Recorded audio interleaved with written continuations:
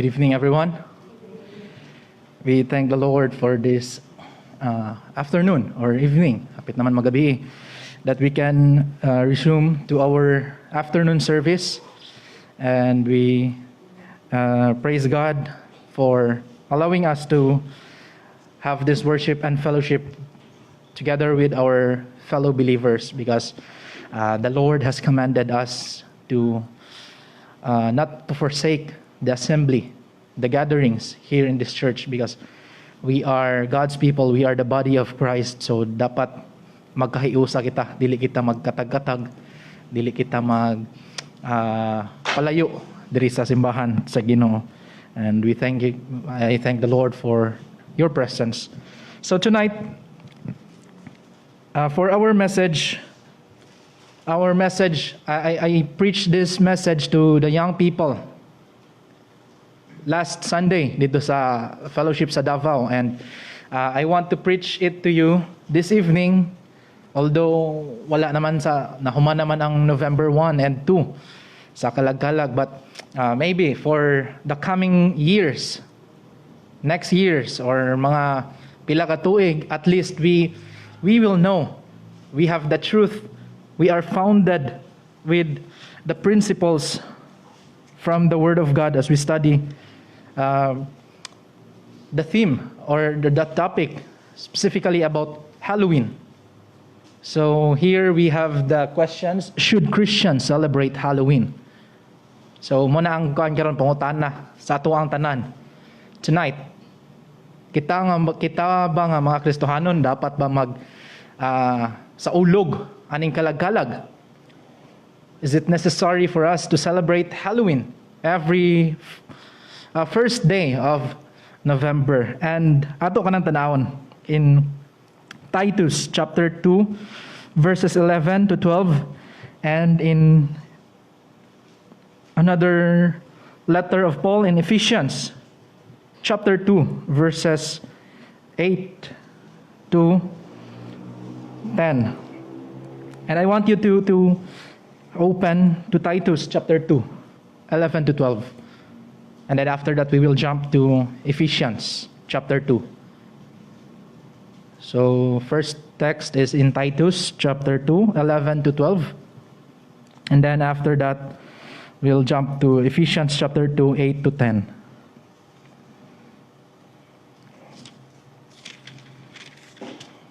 So let us read all together first in Titus chapter 2, 11 to 12.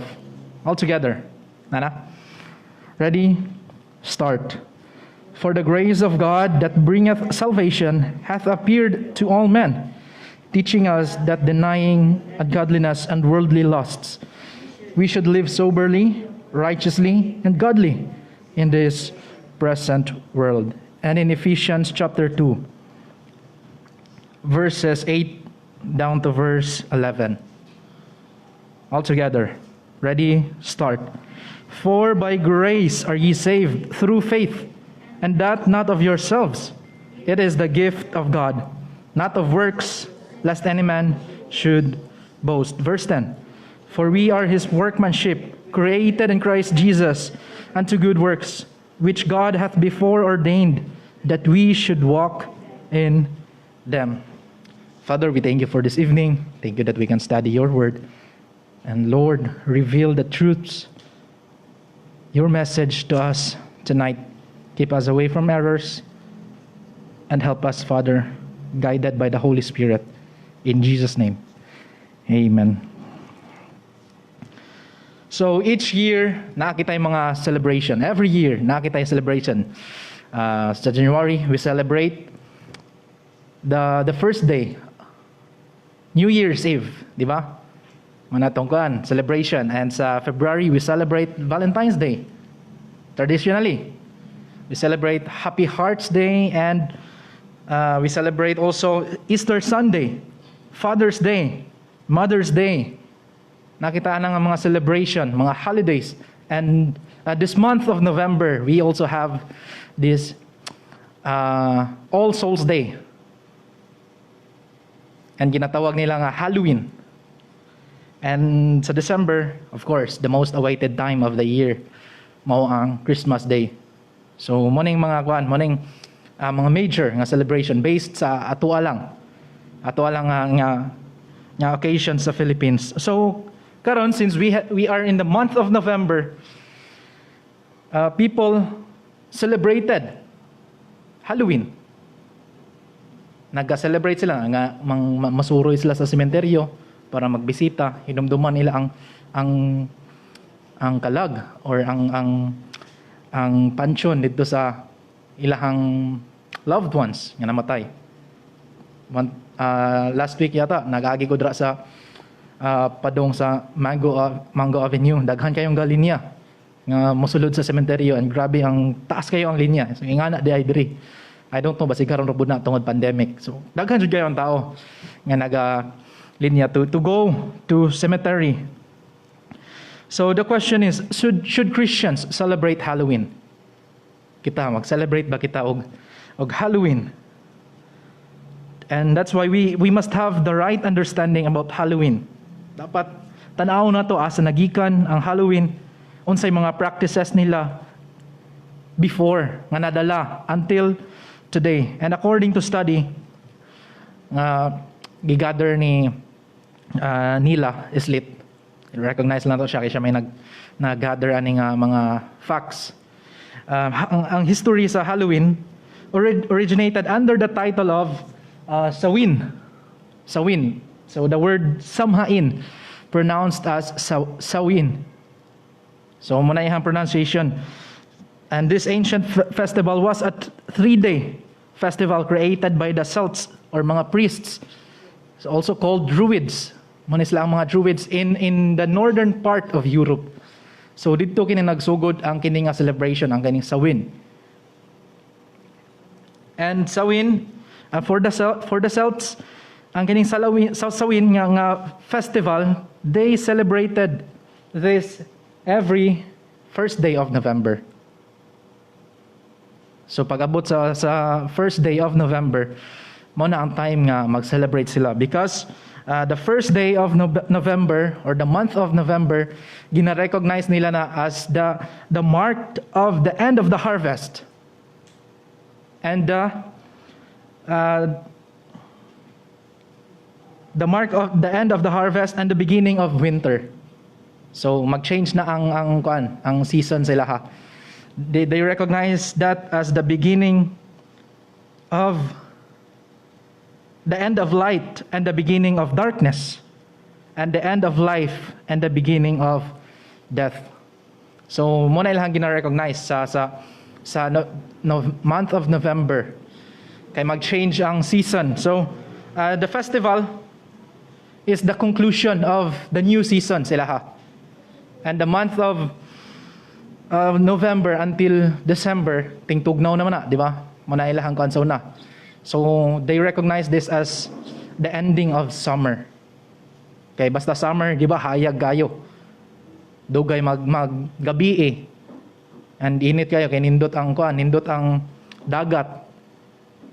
Because it's summer. So pag-abot sa November, dira na nila gibutang ang kini nga celebration. So during sa celebration nila, ang kaning mga Celtic priests, magahimo ni sila bonfires dito sa hilltop, sa peak sa bukid, and ana dito ang mga tao nga nagadala sa ilang mga crops. They also brought animals to offer it as a sacrifice to the Celtic gods. Kining mga Celtic gods na sila ilahang mga Ginoo. And there were also human sacrifices na nahitabo. Not just mga animals nila or mga crops, mga prutas, mga bunga sa ilang kahago, but there were also human sacrifices required kuno sa mga priests or karon na po nadala po na nga tradition sa mga tao nga kanang ginatawag nga padugo. Although hayop man ang ilang ibutang, paduguan nila kung nasa negosyo, nasa sila something nga kanang maragaan, paduguan nila. And mo na ang ilahang practices before. But when Christianity spread through Europe, naging conflict ang ilahang pagan beliefs. Kaya ang kining mga churches, mga Christians, they started to teach the Christian doctrines to these people nga nagatuo aning naga-celebrate aning Samhain. Samhain or Samhain festival. And kana naging conflict sa ilahang beliefs, pagan beliefs. And they try to introduce the Christian practices. Same with the religious history of the Philippines. So before niabot ang Christianity, dire ang mga ancient nga Filipinos nagasimba og anito. Muna ang ginasimba sa una. And that's why pag abot sa Christianity, ginahinay-hinay nila introduce, wala nila gipakalitan nga dapat di mo magsimbag mga ingani, graven images, mga statwa. Kay tungod ang mga Pilipino sa una, nagasimba sila anito. So hinahinay nila introduce. That's why naay mga statwa ni Jesus Christ. Statwa sa mga disciples, sa mga santos. 'Di ba? And kusog na diri sa atong sa atong probinsya, sa Cebu. Kay mo na practice sa mga ancient Filipinos. Nagasimba sila anito. So same with the history of Halloween, when the missionaries or the Christians nagabot sila sa northern part of Europe to teach the Christian doctrine, gihinay-hinay sa nilang introduce ang kining Christian practices. And the term Samhain festival, gi-change nila into All Hallows Eve. All Hallows Eve. Gi-modernize nila ang kanang term. Since ang Samhain festival, gina-celebrate nila, ginahimo nila evening, kada gabi sa first day of November. All Hallows Eve until nga nahimo na siya which eventually became Halloween. Na-shorten ba siya sa word nga Halloween. Hallow evening. Hallow Eve, Halloween, until nahimo nga Halloween over the years. So, mo ni ang nahimo nila nga na-change ang kani nga word nga Halloween. And let's see what are the practices during Halloween. Unsa ka ang mga practices? And based sa study na ay mga witchcraft. Kining witchcraft. Ang kining mga weekends, Wicca, mo ni sila ang official religion of the witchcraft. Wicca. And Wiccan's practices are spell casting, sex magic, and they have this, they call this the wheel of the year. Nga kung ituyok na nila ang kanang wheel of the year, mo na sila mag-rely sila ang mga sa mga practices. And they also practiced talking to the dead, talking to the spirits. And Wiccan strongly believes that on the night of October 31, before sa November 1, mauna ang the best nga time para sila to practice, to talk to the dead, to the spirits. Since they recognize also ang kaning Samhain festival.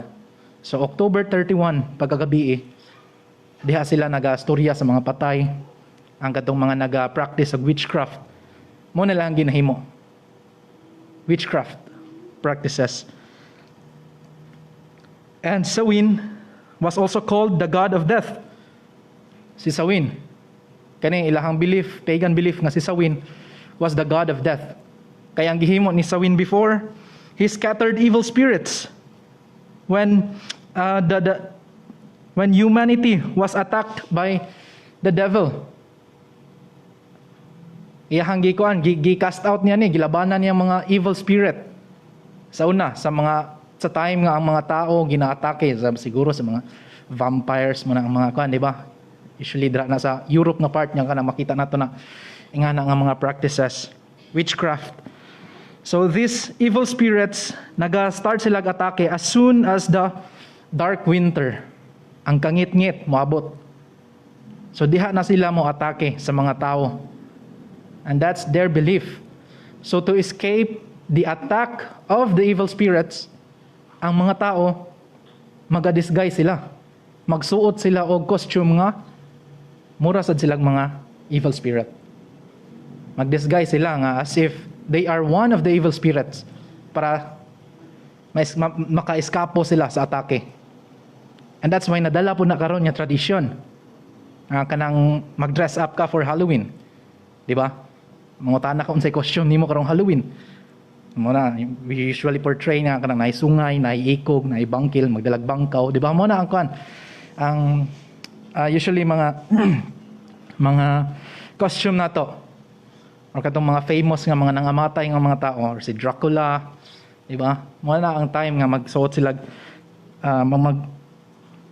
mag-disguise sila as one of the evil spirits para maka-escape sila sa atake. And over the years, other Christians adopted those customs. And nahimo kani nga mga na-include din sa mga commercials, advertisement. When we go to malls, makakita ka diha sila hang mga panay na ay lawa, na ay paniki, na ay damang, na ay sungay, na ay skull, di ba? Na ay mga bones. Ingana, when we go to mall and ang mga sa US nga practices na sila trick or treat. Nga ang mga bata mag-dress up sa Halloween at dos la balay-balay. Trick or treat. And nasa uban niya mag-makeup sila, mag-color sila ang lawas. And these customs nadala until today. And so the question is, should Christians celebrate Halloween? Dapat ba kita mag-celebrate ani? Dapat ba kita mag-participate sa niini nga holiday? And according sa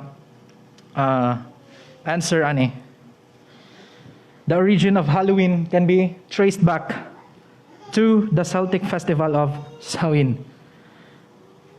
So kung i-trace nimo siya, ang kining Halloween na celebration karon, ang root ani didto sa Samhain festival. Tanawon nimo. So therefore mali siya. Kay lahi man tong Ginoo nga ilang ginasimba. Celtic gods man to. Ilang mga practices lahi sad.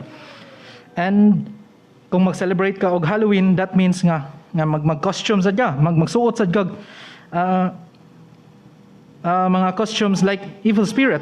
So to escape the attack by evil spirits, humans would assume disguises and make themselves look like evil spirits. And another is when you adopt the pagan practices, you dedicate yourself to the devil. Kung mag-adapt ka ning mga pagan nga practices, that means nga kanang gina-dedicate, mara ginahalad sa nimo imong kaugalingon sa yawa. And another one, when you dress up for Halloween, you give the devil legal rights to change your identity. And that is not our identity because we are believers, we are Christians, and Christians are followers of Christ. And our identity is in Christ, not the identity of the Celtic gods. Our identity is not based on Satan. And another one is wearing a costume in celebration of Halloween signifies that you allow Satan to own you. So, related siya sa identity na to, which is against conflict siya sa inconsistency sa Bible. And kana atong tanawon, what should be our response as Christians? Tungod, kung tanawon nimo ni ang kaning celebration sa Halloween, dito ni siya nagabalik gihapon sa Samhain festival. So what should be our response? Unsa may atong himuon during this celebration of Halloween? What should be our response? So we don't need to celebrate Halloween because it is not written in the Bible to celebrate the death of others. We are not commanded to celebrate the death of others. It is not written in the Bible. We are only commanded to celebrate the death of the Lord Jesus Christ. And that is why every first Sunday of the month naakitay Lord's Supper to remember what Jesus Christ did on the cross. To remember the death of our Savior. Not the death of those famous nga mga tao. Not the death of our loved ones. Kaya ang ilahang kalag, wala naman nagpabilin diha sa ilahang lubnganan. We are only commanded to celebrate the death of our Savior. And here are the 3 practical ways to help us grow in the Lord and give us the understanding why we should hate this world. Why we should not celebrate aning mga pagan practices nga gina-celebrate sad sa kalibutan. And first here, we must distinguish your identity. In Titus 2:11, it says that for the grace of God has appeared unto all men, bringing salvation to all people. For the grace of God, the grace here is the Lord Jesus Christ. It has appeared to all men. It has appeared, he was seen by his disciples, and he was seen by others. Nga si Jesus Christ, niari sa kalibutan, to bring salvation to all people. And the question is, who am I? Who am I? Kinsa man ko? Unsa may akong identity? Di ba kung sa inyong eskwelahan, naman mo'y ID. Dira nakabutang inyong name, section, para mailhan ka kung kinsa ka. Kung kinsa yung mga advisor. And as Christians, our teacher, our God, is our Savior. Not Satan, not the Celtic God. Mao ka na nga itong identity naa sa Ginoo. So, in Galatians 2:20, it says that I have been crucified with Christ, and I no longer live, but Christ lives in me. And the life I live in the body, I live by faith in the Son of God, who loves me and gave himself for me. So Christ was crucified for our sin, and by faith, we trust that his death paid for our own personal sin. Gipakamatyan ni Jesus Christ ang atong mga sala. And in that way, we are crucified with him. Our sin with him, naa dito sa cross, gi-crucify. And that sinful dies replaced by the resurrected Christ in us. Although we continue to live in our flesh, but our lives are now directed not by our sinful desires, but by our faith in Christ. We no longer live sa atong mga fleshly desires, but we live by faith. Faith in the Son of the Lord Jesus Christ. So mga makasasala, ang imong mga makasasala nga mga pangandoy, mga binuhatan nga dili maayo, gipakamatsa na ni Jesus Christ dito sa cross sa Kalbaryo. And another verse in 1 Corinthians 5:17, it says that, therefore, if anyone is in Christ, he is a new creature. All things have passed away. Behold, all things have become new. Therefore, kung kinsa ang nagatuo, kung kinsa itong naay Ginoo sa ilang kinabuhi, kung kinsa itong nakadawat sa kaluwasan, the eternal life given by the Lord Jesus Christ, he is a new creature.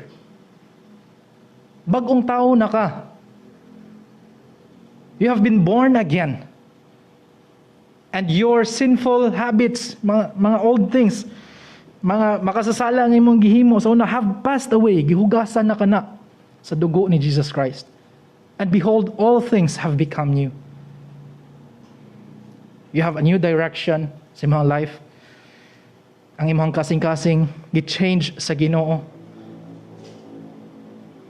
Siguro sa una tanaw nimo imong kaugalingon, wala pa ka naluwas, grabe kay mga bisyo nimo.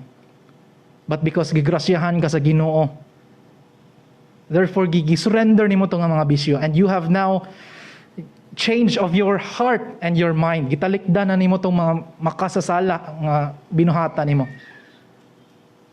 Kay tungod giluwas ikaw sa Ginoo. You are a new creature.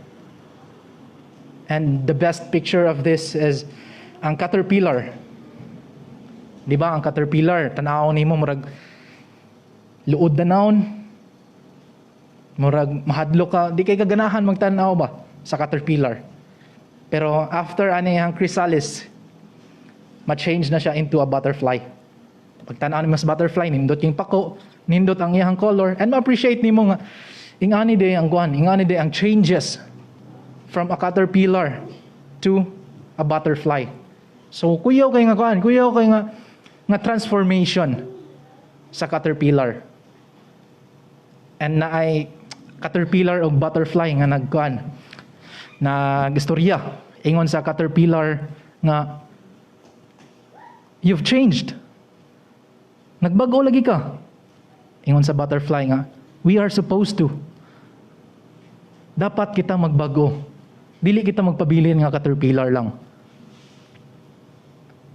And our identity is in Christ. Dili kita magpabilin nga nagahigugma gihapon sa kalibutan. When we really understand our identity in Christ and who we are in Him, it changes the way we think and the way we behave. Magbago gyud ang atong panghuna-huna. Magbago sad ang atong mga actions, even the words nga magagawa sa atong baba. Siguro before, kusogay ka mamalikas. Pero kay giluwas ka sa Ginoo, so nagbago na. Wala ka mamalikas. Our behavior and our thoughts, the way we think, the way we speak, the way we act, are changed by God. You are a new creature. Our identity is in Christ, not based on others' perspective or approval. Not based on your feelings. And nasturyahan na mo ni last week ni Kuya Tap ang kining gender fluid. Ang kining gender fluid kanang dili fixed ang iyang gender. A person's gender is not fixed. It can change from time to time. Or mainly it is based on your feelings. Feelings and expression nimo. So kung feel nimo nga murag iro ka karon, so muusig pud ka. Feeling nimo nga iring ka karon, mumiyaw sad ka diha. Feeling nimo manok ka karon, kay mo na imong na feel nimo, mo na imong expression. Mukalit ra pud kag tuktugaog na kada alas 3. Gender fluid. But our identity is not based on that feeling. That's why naay mga tao karon nga, ako lalaki ko pero feeling nako babae gid ko. Natawo ko nga lalaki pero akong kasing-kasing babae. Natawo ko nga babae pero akong kasing-kasing lalaki gyud. But that our identity is not based on our feelings. It is not also based on what social media says. And na-mention ako ni mga young people nga kung mag-post sila og picture and gamay rin nag-like while nakita niya yung friend niya nga nag-post og picture, naka two-piece, maabot og hundreds, thousands ang likes. So the next time mag-upload siya ng picture, half naked sad, to gain likes, to gain popularity, reactions from others. But that is not our identity. Naga-based dra, wala. We based our identity in Christ. We are chosen. We are adopted. We are redeemed, forgiven, and loved. In 1 Corinthians chapter 10, verse 21, it says that you cannot drink the cup of the Lord and the cup of demons. You cannot partake of the table of the Lord and the table of demons. So dili ka maka-celebrate og Halloween and at the same time pagka Domingo mosimba pud ka.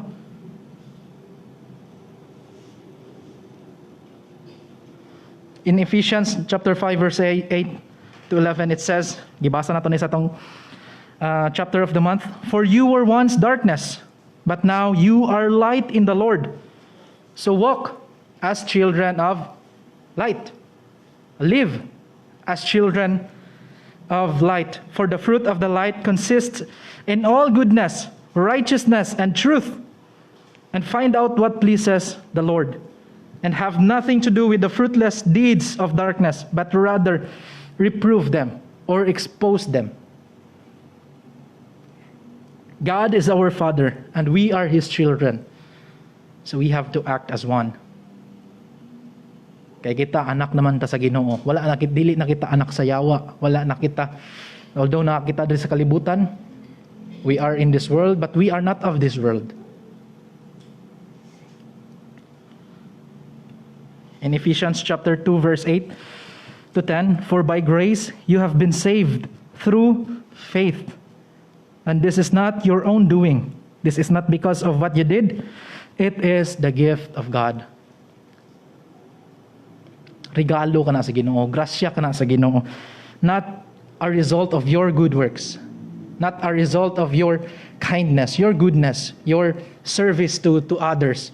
Not the result of your attendance every Sunday.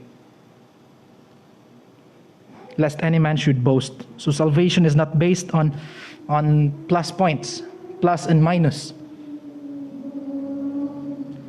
And in verse 10, for we are His workmanship, created in Christ Jesus for good works. So nadiri na mention ang good works. But it is not the requirement para maluwas, but rather the result of your salvation. So God saved us to do good works. We are not saved because of good works. God saved us to do good works. And this leads us to the next point here. It's not just to distinguish our identity, but also to desire for spiritual maturity. Again, reading in Titus.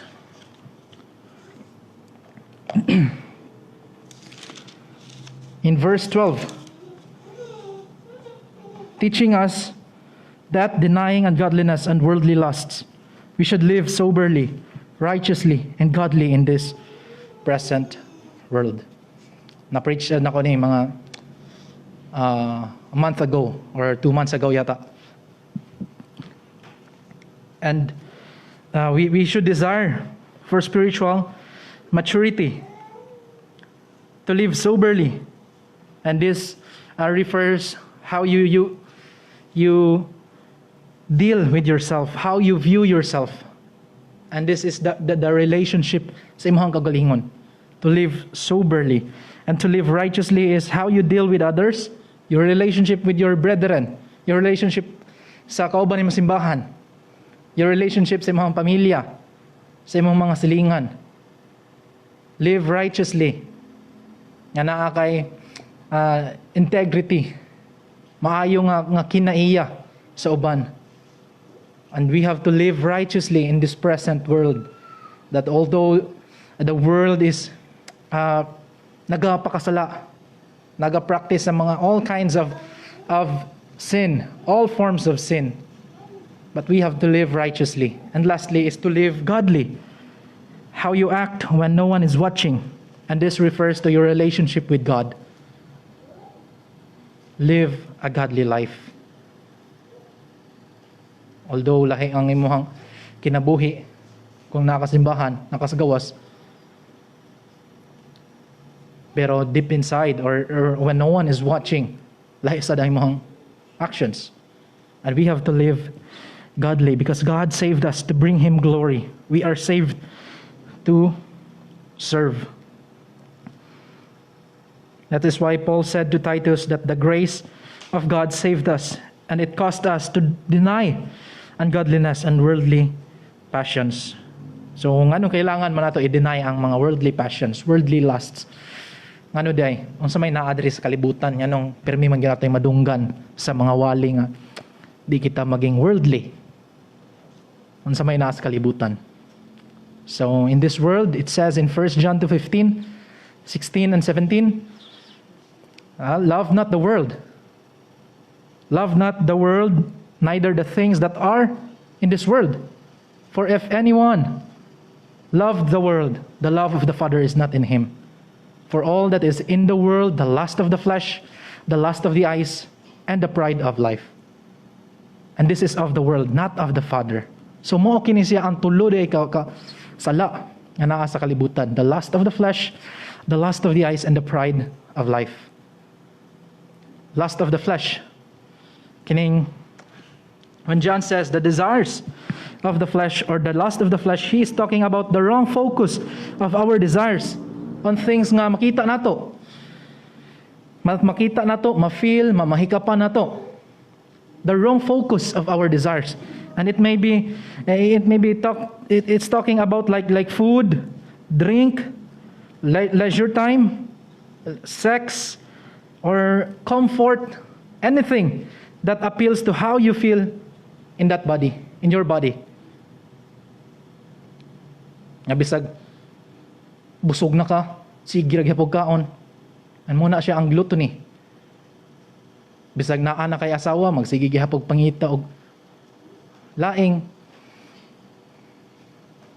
mangirida gyapon, di ba? And that is the lust of the flesh. Kay muna ginapangita sa tong lawas. And the lust of the eyes. The desires of the eyes. This talks about what appeals to our sight. So nakita ni mga nindot ang kini nga cellphone, palit na sa gani. Nindot ni siya nga singsing, palit sa gana, nindot nga sinina, nindot nga sapatos. Di ka makontento. It's because nindot sa imong mata.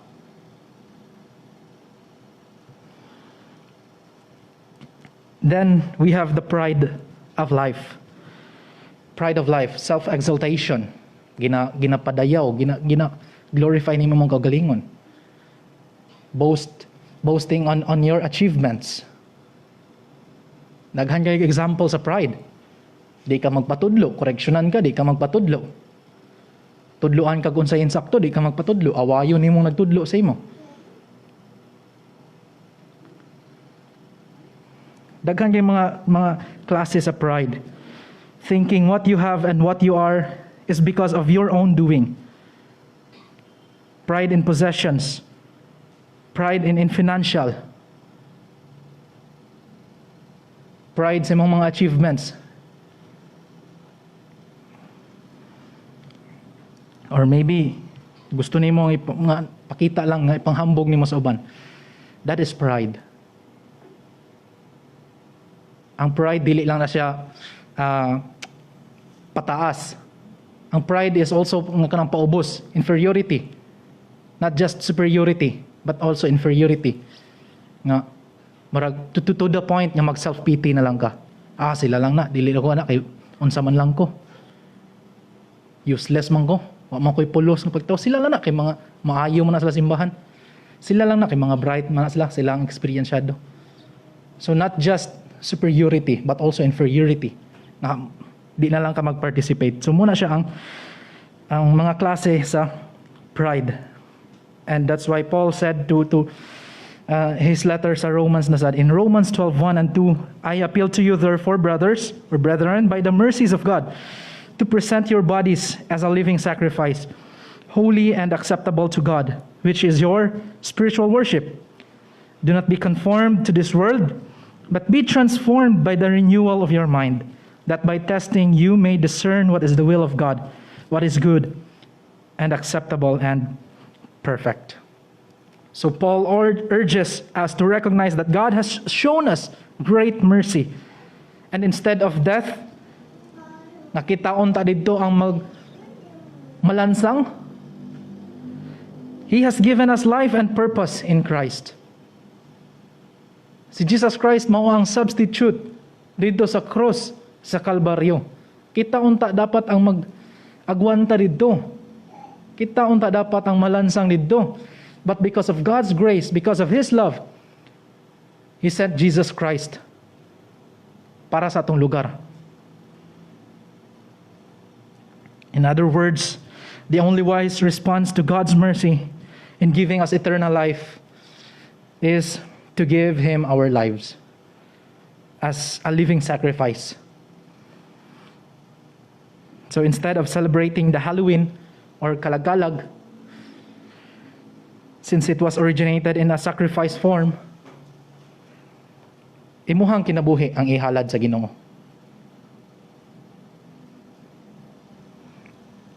Maybe mo join ka sa choir, kung nakitalan sa music, nakitalan sa mga instruments. So pwede dyan kayo makakuyog diri sa mga ensemble to accompany us sa worship. If sa Sunday school, pwede ka katudlo sa AFC, sa Bible clubs na to. So muna ang mga forms na to offer our lives to God. And we should aim for spiritual maturity. Dili kita magpadala sa pandemic karon nga makulong na lang sa atong panimalay. But this month, I hope that we will desire for spiritual maturity. We will desire for spreading the gospel. We talk about missions, praying, going, giving, and seeking. So how can we go? How can we seek others kung magpabilin lang ta, magtago lang ta sa atong mga lungga? Maybe ay mohang irason tungod na virus, tungod na COVID. So kung ang Ginoo mangutana sa imo ha, nganong wala man ka nagsangyaw sa kaluwasan? Nganong wala man ka nagwali sa gospel? Lord, na mo virus god, na may COVID god. Sensya na jud kayo Ginoo, sila lang to, mga pastor lang to, sila lang to mga leaders sa church. The Great Commission was not given to selected people. It was given to everyone who believed on the Lord Jesus Christ. Not just to the disciples, but all of us. We are called to go and preach the gospel to all nations. And we should aim for spiritual maturity. We are not to conform to this world, but to transform our minds in Christ. And lastly here, not just to distinguish your identity, to desire for spiritual maturity, but we also have here to develop your spiritual ability. Spiritual gifts. Nimo. All of us, kita tanan nga mga Kristohanon, the moment we believed on the Lord Jesus Christ, He saved us. Gitagaan kita niya og spiritual gifts. Daghang klase nga mga spiritual gifts. And these spiritual gifts are something every believer is given when they receive the gift of salvation. So each of us has a God-given gift to be used for His glory. And I don't know sa inyo ha, kung unsay mga spiritual gifts ninyo. Maybe mahibawan lang na ninyo. Later on sa inyong life, maybe you have the gift of leadership, the gift of service, na kay gift sa pagtudlo, which is mas effective sa imo ha kung magtudlo ka. Na kay gift sa pag-evangelize, na kay gift sa pag-preach, exhortation, na kay gift sa pag-comfort, pag-deal sa uban nga maayo ka mag-deal nila sa atong mga tao nga nagaproblema. God has given us gifts, and and these gifts enable us to grow in the knowledge of Christ. Some have service, exhortation, mercy, and these gifts are used to strengthen others. They are used to strengthen our relationship with our fellow believers. Spiritual gifts are given to the church to unite it, not to divide it. Kay mo na purpose sa Ginoo, ang regalo niya sa church. In his letter to the Ephesians, Apostle Paul exhorts believer to endeavor to keep the unity of the Spirit in the bond of peace. Before sa Ephesians chapter 5 mo na ang atong gihimo nga scripture of the month.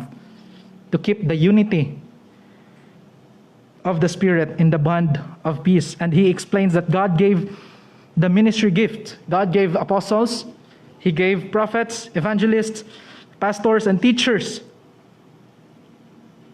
Mo kining mga regalo sa Ginoo, sa church, for the perfecting of the saints. To nurture the believers, to help the believers grow in the Lord Jesus Christ.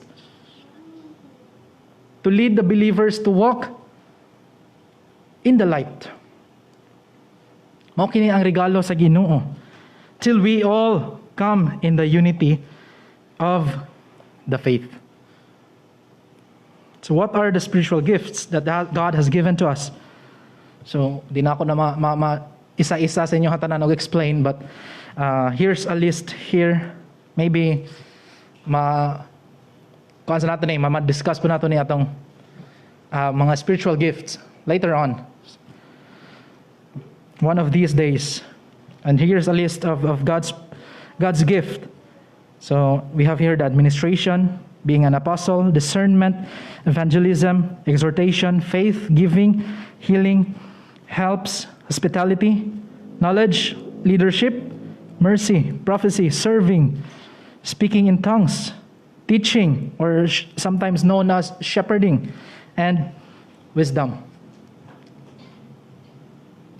So naay kuan tulo ka category ani nga spiritual gifts sa Ginoo. Ang ministry, motivational, and other M. Kalimot ko sa isa ka M ani. So classify ni siya nga mga gifts sa Ginoo. For us to strengthen our relationship with our fellow believers and to bring glory to God.